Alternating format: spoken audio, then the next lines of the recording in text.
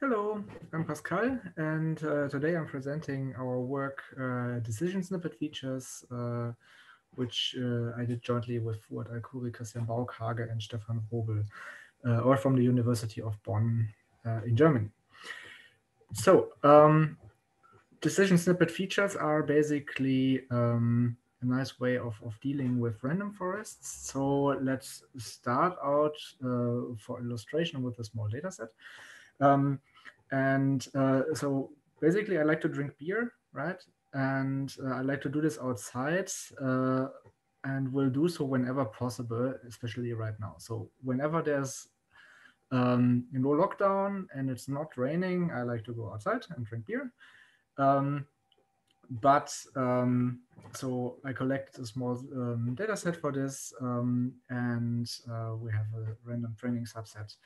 So the algorithm that will learn from this might come to different conclusions. Anyway, this is our data set, and let's see how we can deal with this. So if we want to learn from this, well, basically machine learning 101 tells you decision trees are great, right? They are interpretable by humans, they are fast to train and to apply, and what's bad about them is that they tend to overfit, right? People traditionally start building ensembles, that is random forests, to reduce the variance, which solve some of the issues of decision trees, but results in larger model sizes typically and in less interpretability due to the increased size, right? If you are not a human, but a small embedded device, that wants to apply a trained random forest on something, then the size might also be an issue due to memory constraints. So basically, our question that we started out with is how can we retain the benefits of random forests as well as decision trees? One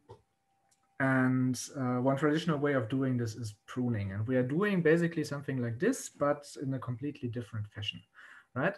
And to see how we do this, consider this case here, right? We have two trees in our random forests here, and they typically share some common traits because they are not independent, right? They are trained on the same data sets, typically by bagging, and basically even more so, if the underlying data has some certain dependencies, then I would expect to find these in the trained random forest frequently in different positions. So basically, the thing that if there is lockdown, I cannot drink beer outside, appears here in the decision tree where there's only one condition, and here in the second branch of this larger decision tree, right?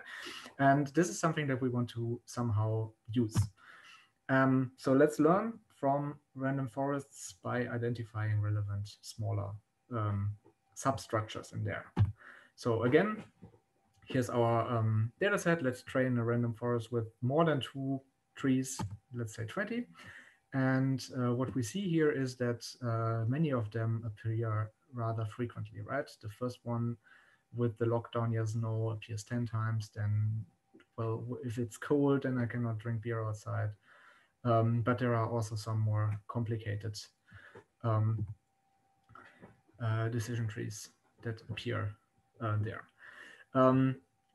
As I said, 3 of them are found multiple times, and if we look at substructures, this is even more severe, right? Because this first tree appears here 10 times by on its own, and then we have it 3 times here and 1 times here. But also there this decision that if it's cold, I cannot drink beer appears here 5 times and here once and here once. So this is also some regularity that we might want to use, right? And exactly these things we will take to continue. There are some technical issues with this. Basically, structures like this are no decision trees, right? There are some leaves missing possibly, so we need to add them. And another thing is that if we take the substructures from the various places, and also if we take whole decision trees in a random forest, they don't see necessarily the same data. So basically, the assumptions that they make over the leaf node distributions are not valid anymore. So what we have to do is basically fill patterns that we find in these random forests with additional leaf vertices. And what we also need to do is delete the information on the leaf vertex predictions. So, and then of course the next question is, how can we get new predictions for these leaves? For this, there is a quick information that is a bit more theoretical, namely that random forests are basically representation learning plus a linear model on top. So consider the example that there is a lockdown, it's raining, it's cold, and there is no sun, right? How will this thing go through this particular decision tree here? Well, it will take a path to one of the leaf nodes.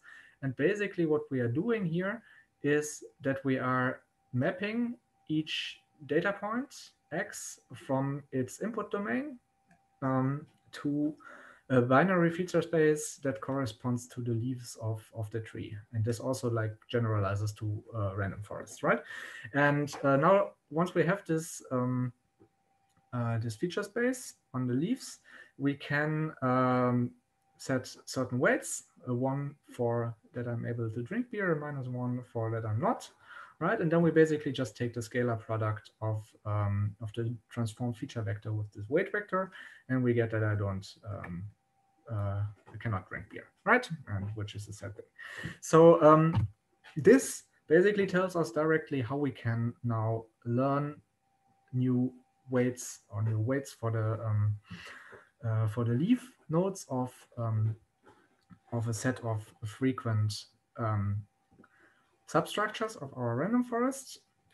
And so overall, our process will be that we first go train a random forest on some data, then we mine frequent subtrees, which we call decision trees, decision snippets, and then in the third step, we transform the data to this feature space, and then we train some linear classifier on top. And if we do this and do all the work that is necessary, basically we see that it works. So in conclusion, decision snippet features are based on regularities in random forests, and they work well. So what I mean by that is that they achieve comparable predictive performance to the original random forests, and they allow size reductions of 2 orders of magnitude, basically. So if you are interested in this, please check out our paper, and thank you for listening.